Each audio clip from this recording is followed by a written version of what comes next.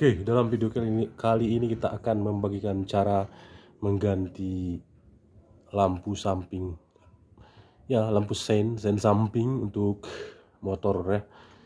Ini udah kita buka dop seperti ini.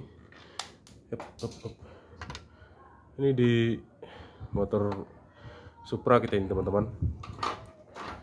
Terus ini dia.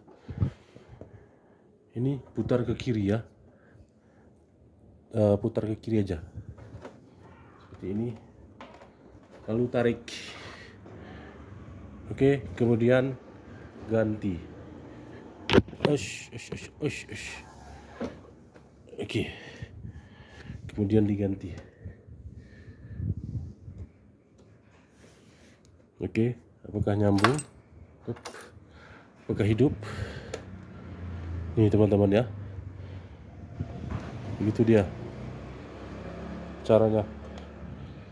Kalau nggak bisa hidup seperti ini, berarti dia itu terbalik.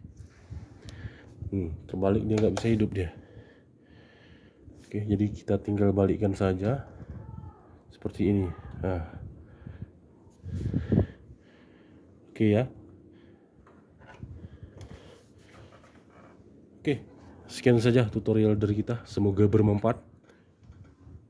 Untuk video kali ini kita cukupkan sampai di sini dan kami akhiri. Assalamualaikum warahmatullahi wabarakatuh. Tinggal dipasang lagi teman-teman. Pasang, masukkan, putar ke kanan. Selesai.